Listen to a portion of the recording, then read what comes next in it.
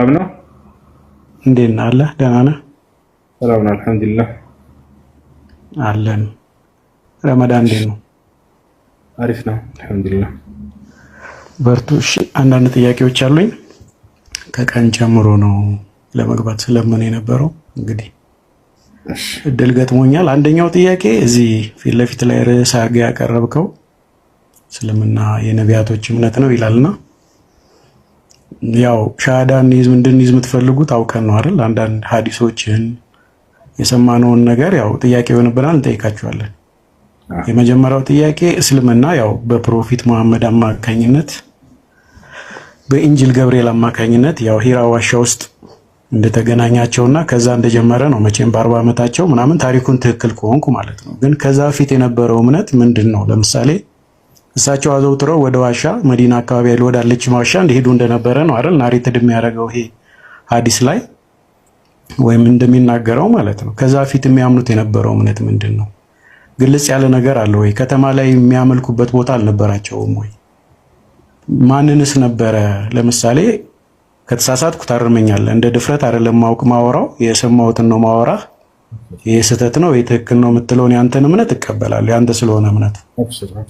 ለምሳሌ በልጅነታቸው ቤተሰቦቻቸው እንደሞቱ የሰማሁት ታሪክ አለ። አባታቸው፣ እናታቸው ወይም አያታቸው፣ አክስታቸው፣ አጎታቸው ጣዖት አምላኪ እንደነበሩ ይታወቃል።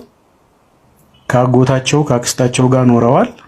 ዜን ወደ አይሻ ጋር ደግሞ ወደ ከድቻ ጋር ሲመጡ በከድቻ ሀብት ላይ ጎበዝ ሆነው ታታሪ ሆነው ሲሰሩ 25 ዓመታቸው ላይ እንዳገቡ ይነገራል። 40 ዓመት ሲሞላቸው ነው ዋሻ ላይ ሊያመልኩ ይሄዱ ነበር ይላል። ያ ማምለኪያ ያ ልምድ ከአይሁድም ወገን ይሁን ከሳቸውም ወገን ከቁሪሽም ይሁን ያ እምነት ምን ይባል ነበረ? አንተ በጣም ባይዘዌ እንዲህ ለማካበር ሳይሆን ትዕግስትህን እውቀትህን ሰርፕራይዚንግሊ ነው የምከታተለ። በጣም ትዕግስትህን አደንቃለሁ። ኪፕ ኢት አፕ። እንደገና ደግሞ እውቀትህን ማይንድ ላይ የሆነ የምትጠየቀውን ነገር የምትመልሰው ነገር በቃ ይሄ እግዚአብሔር የሰጠ ከሆነ አውል ፋይንድ አውት ማለት ነው። ግን ምን ልልህ ፈልጌ ነው ያ ዋሻ ላይ ይከታተሉት የነበረው ዋሻ ላይ የሄዱ ይጸሉ የነበረው ልምዱ ከየት ነው የመጣው?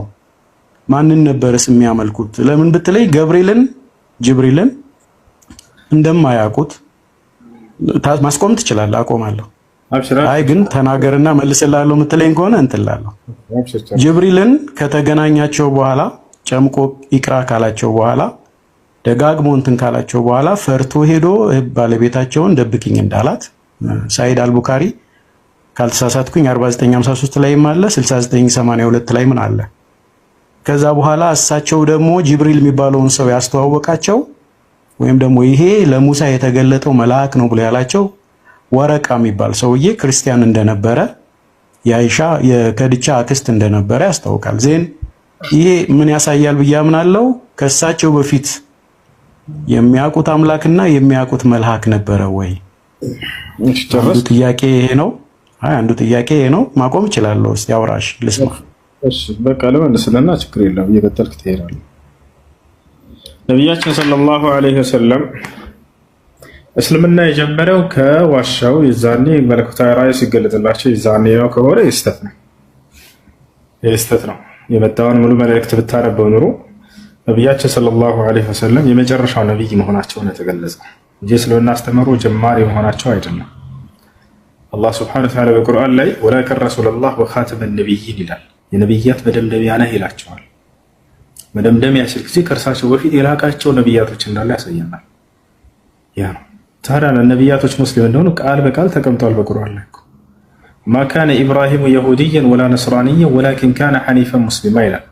አብርሃም አይሁድ አልነበረም፣ ክርስቲያንም አልነበረም፣ አጋሪም አልነበረም። ነገር ግን በአላህ ትእዛዝ ላይ ቀጥ ያለ ሙስሊም ነበር ይላል ቃል በቃል። ኖህ ራሱ ወኡሚርቱ አን አኩነ ሚነል ሙስሊሚን ይላል። እኔ ከሙስሊሞች እንደሆን ታዘዝኩ ይላል።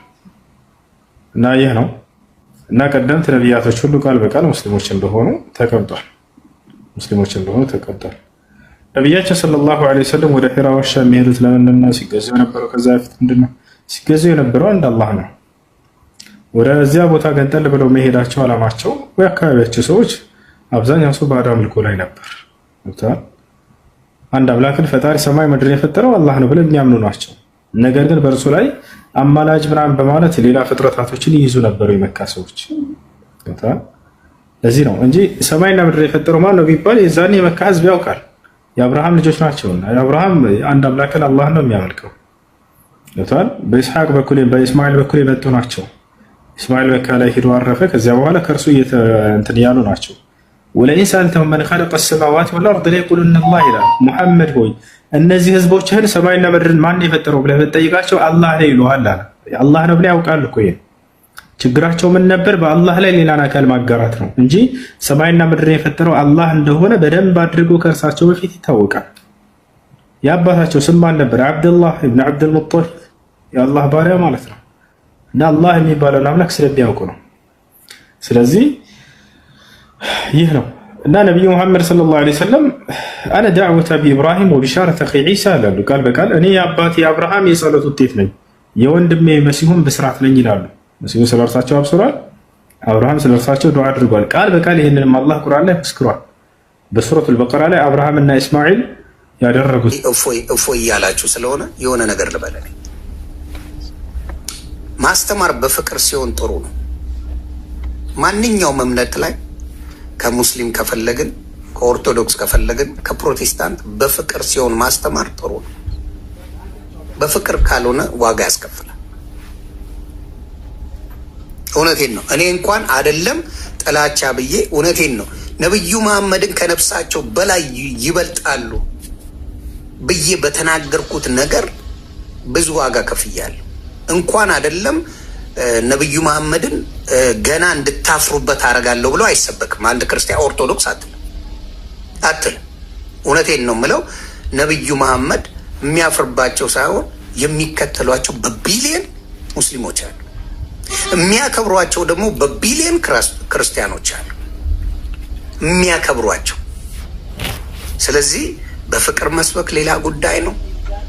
በዛ ደረጃ የሚወደዱ የሚከበሩትን ነቢይ በዛ ደረጃ ማውረድ ደግሞ እጅግ እጅግ መስመር የለቀቀ ነው።